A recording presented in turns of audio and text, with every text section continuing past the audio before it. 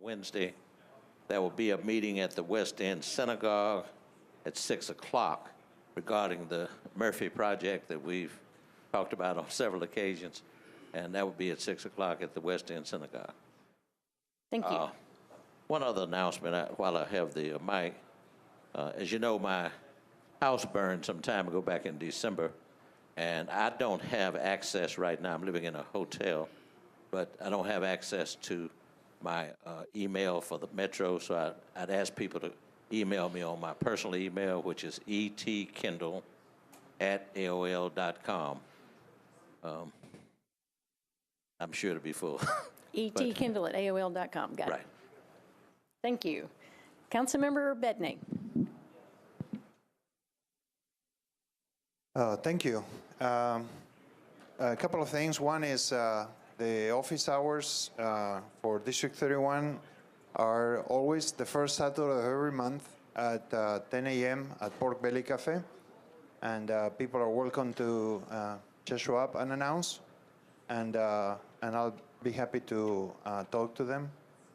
I wanted to ask you, members of the council, to make a prayer for Ms. Petra Rajo Hernandez, who passed away at Vanderbilt Hospital a couple of weeks ago.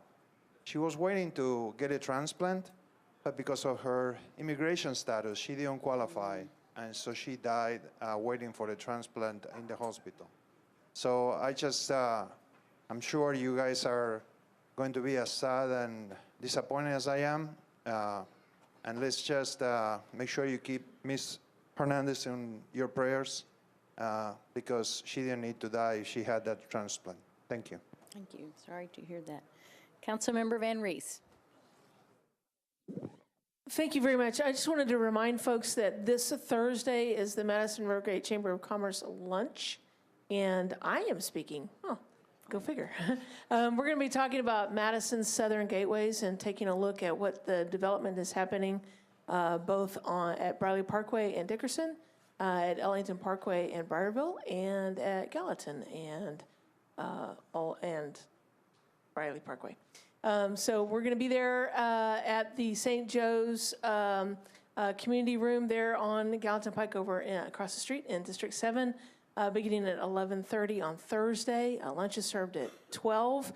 If you want to go and did not buy a lunch, you can show up, and I'm sure there'll be enough food to continue. The folks from Crave are catering, and we're going to have the folks from Girl Scouts there as well with a plethora of cookies. So it's a good thing to be at this Thursday from 11:30 to 1, and I look forward to seeing folks there. Thanks. Thank you. Councilmember Tanaka Vercher. Thank you, Madam Speaker. I want to invite District 28 neighbors, Southeast Davidson, South Nashville, Antioch, in collaboration with Trustee Charlie Caldwell. This Saturday, neighbors will have an opportunity to apply for property tax relief programs. That is this Saturday, February 23rd, at MNPD South Precinct 5101 Harding Place.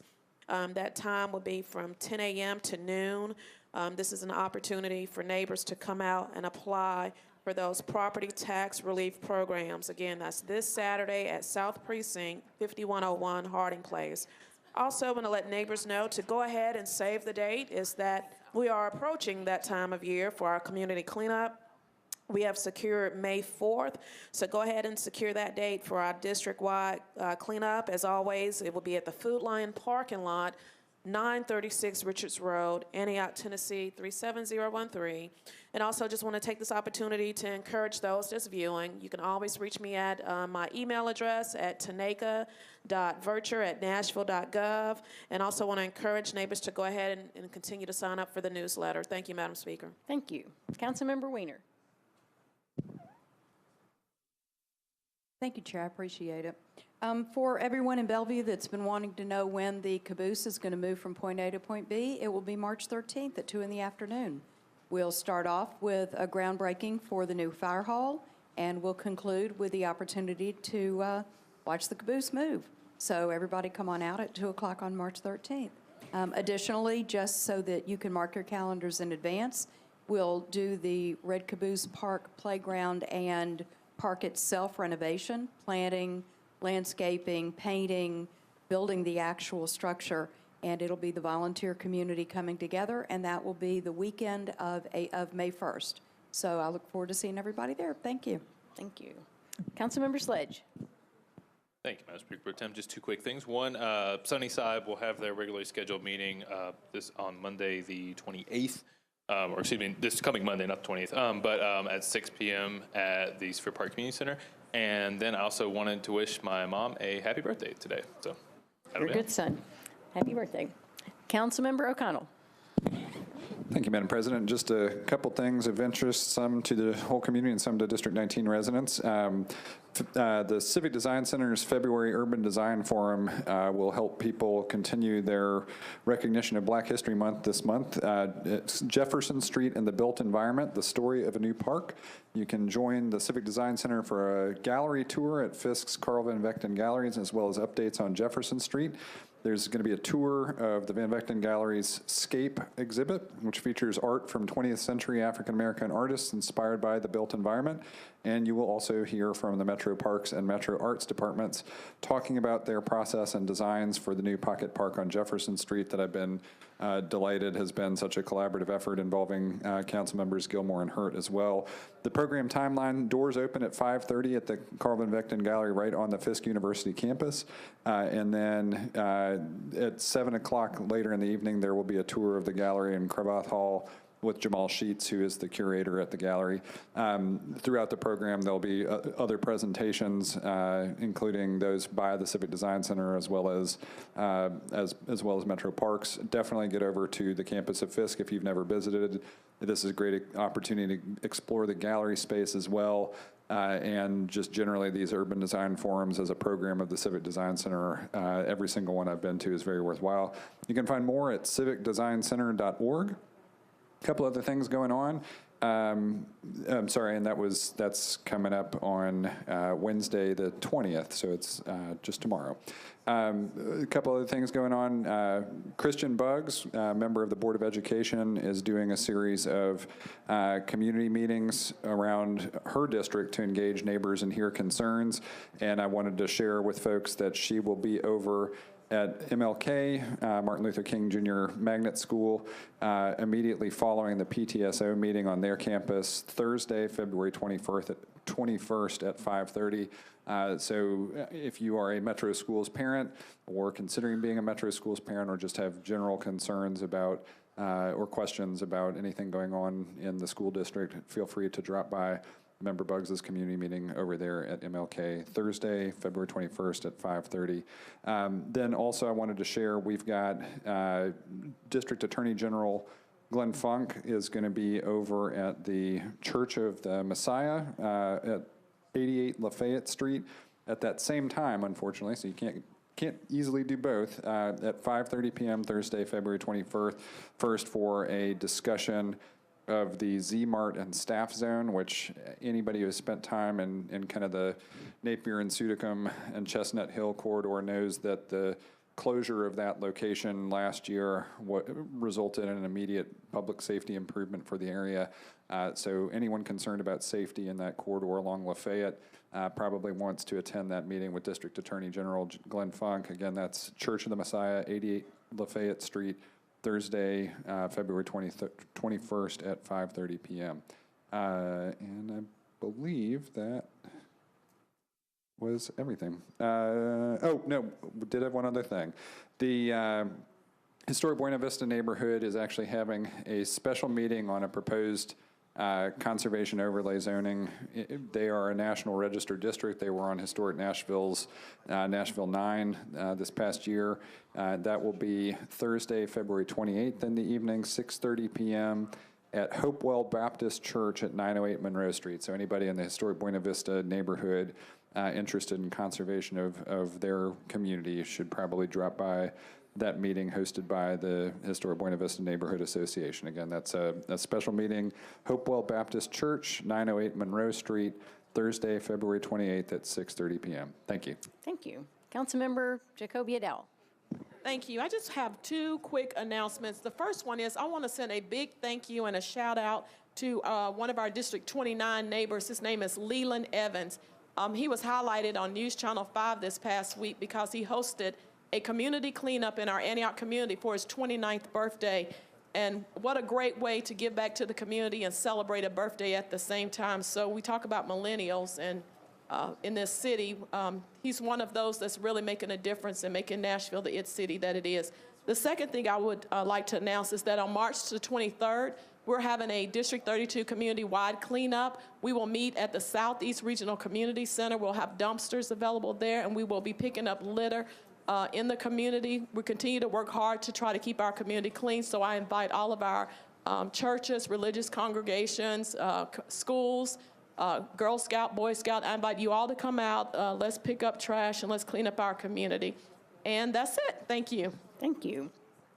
Seeing no other council members in the queue, I would like to invite the ladies in red in the gallery to join me at the public lectern, and we want to make a proclamation about Heart Month.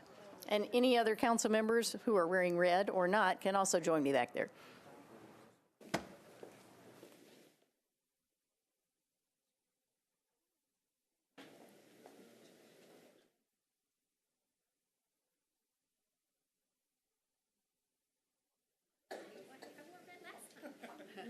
I did wear a red dress last time.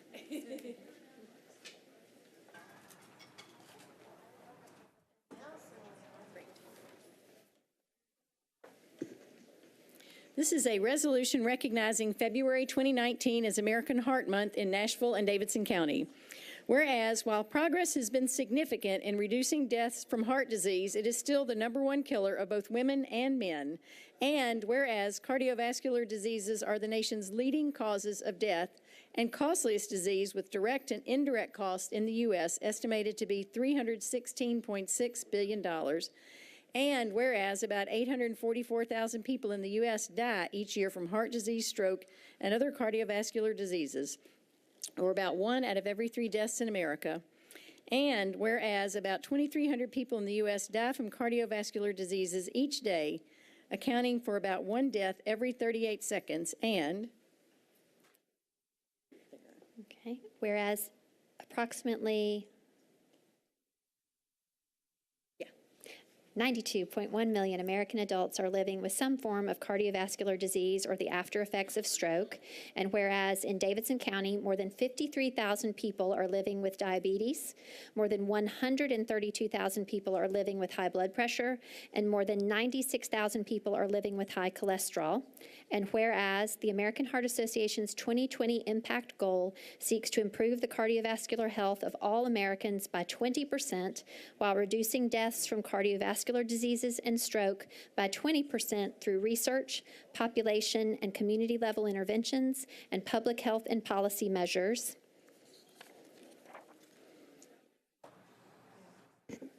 Whereas about 80% of cardiovascular disease may be prevented through everyday healthy living steps, including physical activity, good nutrition, not smoking, maintaining a healthy weight, and controlling blood pressure, cholesterol, and blood glucose levels. And whereas the American Heart Association encourages citizens to help save lives by calling 911 if symptoms occur, becoming trained in CPR, and by promoting comprehensive automated external defibrillator programs in their communities.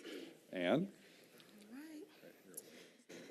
whereas the American Heart Association is recognizing February 2019 as American Heart Month and promoting education and awareness by encouraging citizens to learn the warning signs of heart attack and stroke. Whereas it is fitting and proper that the Metropolitan Council, in acknowledgement of the importance of the ongoing fight against heart disease, hereby recognizes February 2019 as American Heart Month in Nashville, Davidson County, and urge all citizens to know the critical importance of recognizing symptoms, taking preventive measures to live healthy, and incorporating tools and skills that will increase survival rates and save thousands of lives each year.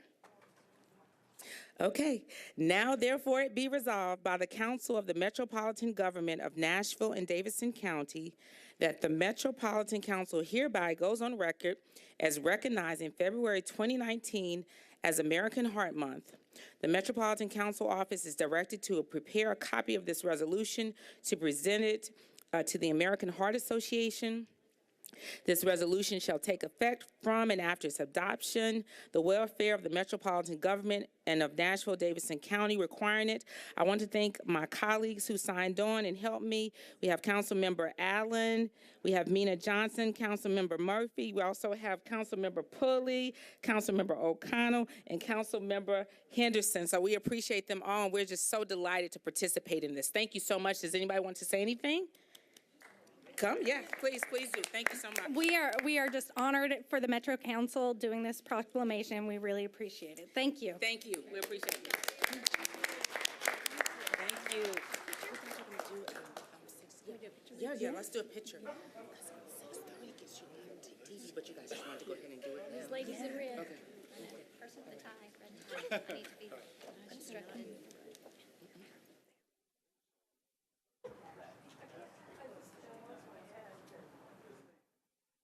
Thank you. Thank you so much. We appreciate you.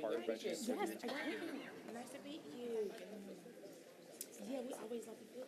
So you guys didn't want to stay for the 6:30 because the 6:30 is late.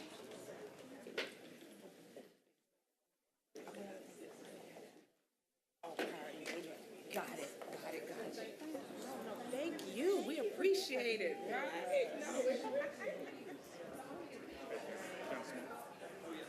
Are there any other council members wishing to make announcements? Seeing none, I will close. Oh, Councilmember Withers, you're recognized. Thank you so much. Just have two meetings announcements for this week.